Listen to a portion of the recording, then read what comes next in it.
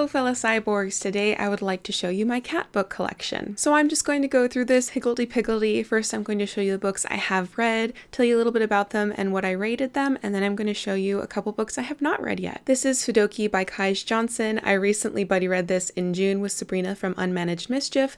This is a story about a cat whose family dies and she's left alone and she has to find her way in the world, find out who she is, what's her name, and what her story is going to be. This cat first, though, gets transformed into a warrior woman, but not to worry, she eventually finds her cat self at the end. I gave this 4 out of 5 stars, really enjoyed it, and hope that you decide to pick up this, if not another Kaij Johnson, because Kaij Johnson is fantastic. This is Catlantis by Anna Starobinets. It is illustrated by Andrzej Klimowski and translated from Russian by Jane Bugeva. This is a story about a ginger cat named Baguette who has to go back in time and try to find the very important flower of Catlantis to save the future of catdom.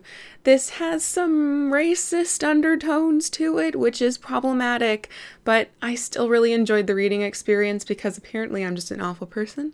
I gave this 4 out of 5 stars when I read it earlier this year, and this was a gift from Victoria from A Hermit's Progress. This is Sabriel by Garth Nix, the first book in the Abhorsen series, which is my favorite fantasy series ever.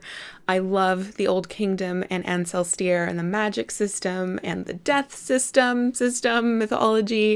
Sabriel starts it all off, and in here is a very special cat named Mogget, who is so sassy and unhelpful, but just a really fun character to read about. If a crabby cat who is more than he seems is not enough to get you to read this, just please give it a try. It's just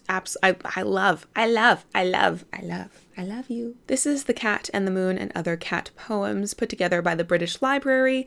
This collects a couple dozen different poems from all different time periods that have cats in them and to do with them. Because of the anthology nature of this, and as most anthologies or short story collections, there are going to be some you love and some that you didn't get on with very well, so I gave this 3 out of 5 stars. This is Old Possum's Book of Practical Cats by T.S. Eliot with illustrations by Edward Gorey. This is a poetry collection detailing the different cats who are part of this neighborhood. This is the source material that the musical Cats is based off of, and that musical, as ridiculous as it may be, is such a seminal part of my childhood. If you've read any of T.S. Eliot's other poetry, like The Wasteland or the love song of J. Alfred Prufrock, this is completely and utterly different, goofy and fun. You could even read it to kids. It's just a bundle of fun, a bundle of fur and paws and scratchy tongues, and I gave it 5 out of 5 stars. This is Tail Chaser Song by Tad Williams. This reminds me of The Hobbit, but with cats as almost all of the characters.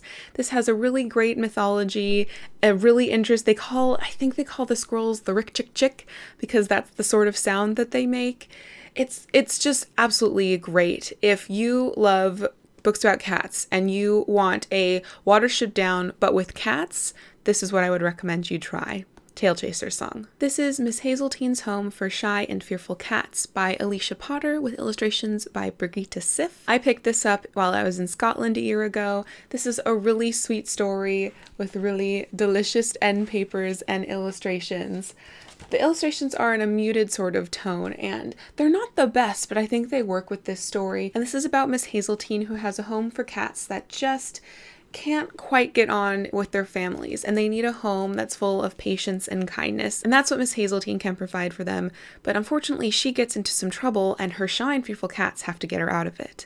I really enjoyed this. I gave it 4 out of 5 stars. Now on to the books I haven't yet read. This is the Everyman's Pocket Classics of Cat Stories. This is a collection of stories from different authors. Some of the names I recognize are Maeve Brennan, Saki, Doris Lessing, P.G. Wodehouse, Rudyard Kipling, Patricia Highsmith, Edgar Allan Poe, Neil Gaiman, Angela Carter, Ursula K. Le Guin. So it's just a bunch of different stories, all of them somehow having to do with cats and their people or cats in their regular environment. I'm hoping to get to this at the end of the year because this was a Christmas gift and I would really like to have read it before Christmas. I'm excited to try this though. This is I Am a Cat by Natsume Soseki, and this was translated by Aiko Ito and Graham Wilson. This was originally published serially in the 1970s, and it starts out with this cat figure ruminating on his master and all the strange things that his master is doing. I started reading this and got to page 100. The first couple chapters of this are very grounded in the cat as the speaker, but as the story moves on, as the introduction says, don't read the introduction, kids' introductions are evil, it spoiled me for the ending of this book. After the first couple chapters, Soseki decided to drop away that cat persona of the narrator and just kind of have like an omniscient narrator almost who had quippy things to say rather than a very feline perspective. So this isn't necessarily all I Am a Cat, it's more just like I am observing people. But I know that Soseki, a lot of people in Japan say that he's a bigger influence on their writing and their reading than other Japanese authors you might have heard more about. And I definitely still want to give this a try when I'm looking for a very slow read that just looks at people. And this is The King of the Cats and Other Feline Fairy Tales, edited by John Richard Stevens. And I received this for my birthday years ago, and I haven't read it yet because I'm awful, but I have a buddy read planned in the future, so hopefully I'll get to that soon. This lists well-known cat fairy tales and their themes, and then the different iterations of it, depending upon the geographic region. So for instance, there's the Puss in Boots tale, and there's 2 tales from Italy and 1 from France.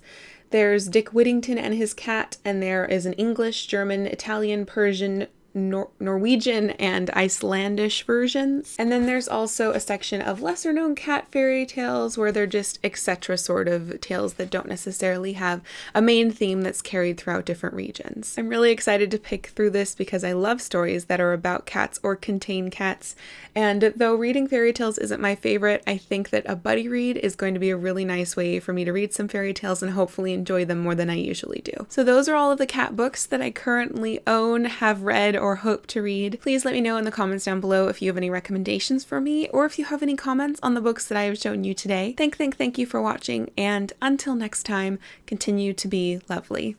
You are a wonderful lap cat. Just a quick thank you to all of my patrons who continue to support me through Patreon, and a special thank you to a new patron, Georgina T. Hello, and thank you very much for your support. I hope you are all reading wonderful books, having a lovely day, and potentially having a lovely purring cat sitting on your lap. Hopefully, if you're not allergic.